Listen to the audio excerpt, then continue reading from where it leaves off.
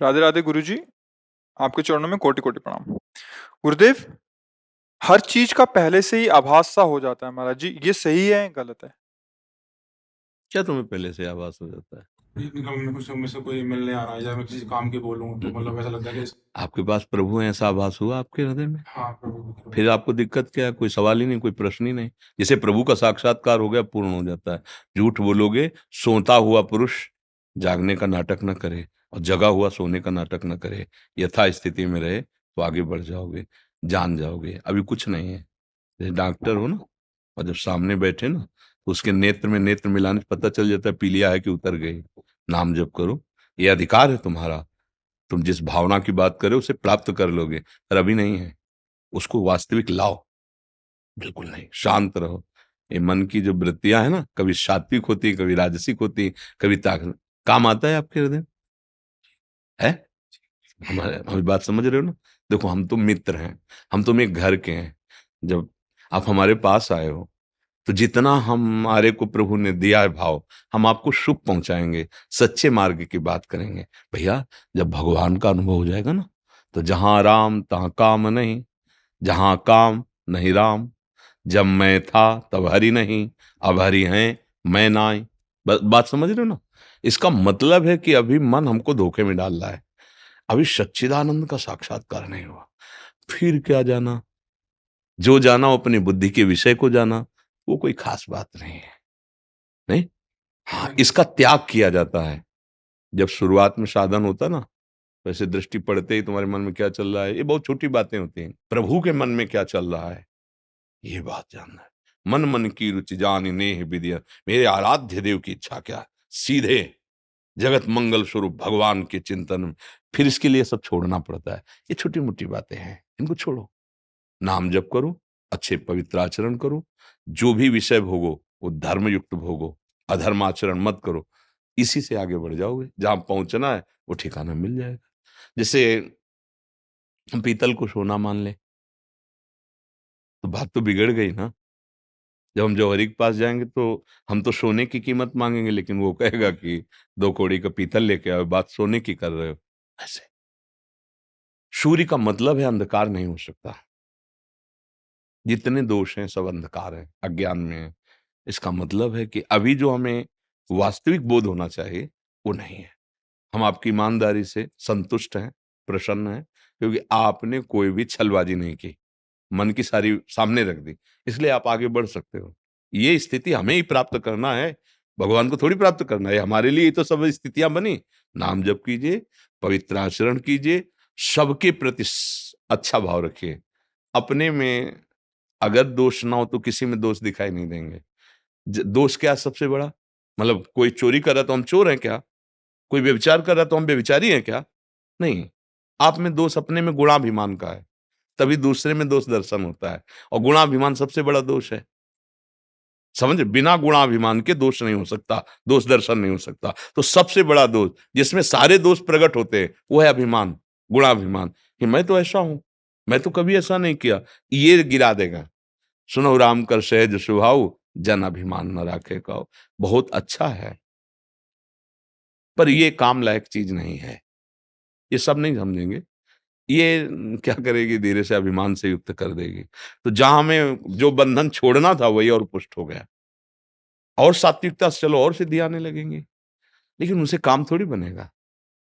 काम तो बनेगा भगवत साक्षात्कार से। और वो जो सिद्धियों को स्वीकार कर लेता है उसकी योग्यता खो देता है। देखो, जब कोई सच्चाई से चलने लगता है तो पहले उसके तो पाप नष्ट होते हैं, अंतःकरण पवित्र होता है, एकाग्रता बढ़ती है। तब इंद्री द्वारों में दैवी शक्तियां बैठ जाती हैं उसके।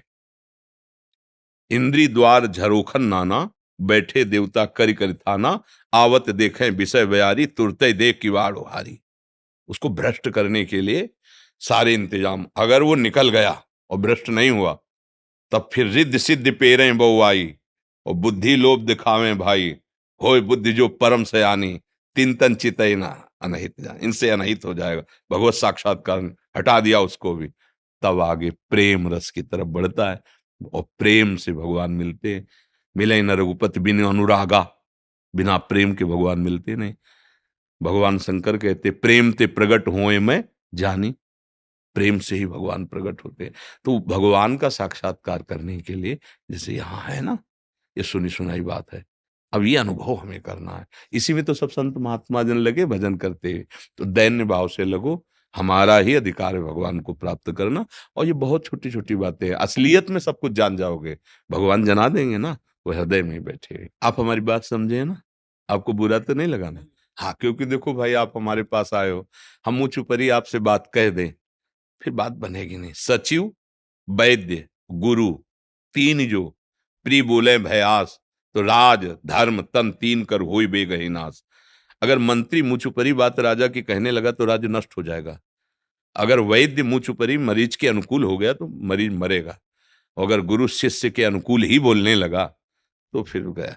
प्रश्न आप करने आए हैं अपने कहीं ना कहीं भाव की सुधार के लिए ही तो है ना। तो उसमें जो हमारा काम क्या है कि जैसे आप 80% ठीक हो गए तो हम बड़ाई नहीं करेंगे, हम 20% कमी तुम्हारे सामने रखेंगे। संसार में क्या है कि जैसे 80% कमी है तो 20% गुण दिखाता है और कहता है तुम काहे परेशान हो यार, इतना तो वो लोग नहीं करते कोई जितना तुम कर रहे हो। अपने लोग क्या करेंगे, 80% एकदम ढक देंगे, तुम्हारे सामने ही तुम्हारे वो गुण आने नहीं देंगे, और 20% दोष प्रकाशित। क्या तुम अभी देखो ना, ये 20 है, इनको मिटाओ, और जो 100% हो जाओगे तो आम खत्म हो जाएगा। फिर जो वस्तु आएगी उसमें अहंकार होता नहीं, और जब तक वस्तु नहीं आती तब तक अहंकार रहता है। अहंकार रहता है तब तक सारे दोष आ सकते हैं ना होने पर भी, क्योंकि वो दोषों का रास्ता है। इसलिए जो भगवत मार्ग के पथिक होते हैं सूक्ष्म दृष्टि अहंकार पर रखते हैं और काटते रहते हैं। क्या इतने में क्या, अरे भाई 10 घंटे भजन कर लिए तो क्या, अभी तो 14 घंटे और हैं। 24 घंटे भजन, 24 घंटे भजन करने लगोगे तब प्रश्न ही नहीं रह जाएगा, कोई अहम ही नहीं रह जाएगा। पर जो अपने बच्चे को, अपने शिष्य को या अपनी आत्मस्वरूप मित्र को जब महान बनाना है तो उसके गुणों को सामने नहीं रखना, उसके दोषों को रखना है। वो कमजोरी जो उसमें, वो अगर सामने आ गई और वो छोड़ दिया तो वास्तविक वो बलवान बन जाएगा। वो मित्र नहीं, वो शत्रु होते हैं जो हमारी मुंह पर बड़ाई करके हमको सतमार्ग से गिराते हैं। और सतमार्ग में चल रहे हो, अच्छे आचरण कर रहे हो, फिर भी उसकी कड़ी नजर है, ए कुछ नहीं है, आगे बढ़, अभी इतना ही थोड़ी है। आपको फूलने का अवसर ही नहीं मिला गर्व का, इतनी डांट लग गई कि भूल गए वो गर्व वाली बात, और सामने दोष दिखाई देने लगा और लगा कि बिल्कुल बात तो सही है, मैं इसको मिटाऊं तभी तो आगे बढ़ पाऊंगा। अब कैसे मिटाऊं, फिर हाथ जुड़ गए कि आप कृपा करो हमारा ये दोष मिट जाए। जैसे आपसे पूछा ना, हाँ, अगर आप कह देते नहीं तो हम मौन हो जाते, फिर उत्तर नहीं देते, क्योंकि समझ जाते कि आप तर्क करने आए हो, आप सुधरने नहीं आए हो। तो तर्क हमारा विषय ले, फिर हम ऐसे हो जाते हैं, अच्छा, ऐसे कह देते हैं। क्योंकि आप अगर सुधरने की बात की तो आपने कहा हाँ ये दोष है, बस हमारी बात बन गई, अब इसको मिटाओ, क्योंकि यही भगवान की प्राप्ति में सबसे बड़ा बाधक। इसी से क्रोध और लोभ आदि का प्रादुर्भाव होता है। कामा संजायते क्रोधा, काम की पूर्ति में लोभ मोह मद मत्सराद। बहुत अच्छे हो, आनंद पूर्वक आगे बढ़ो, क्योंकि ये कोई स्थिति नहीं है, अभी आगे जो परमानंद की स्थिति है वो बहुत दूर है। षड विकार जित अनघा कामा, ये आगे बढ़ना, चलो।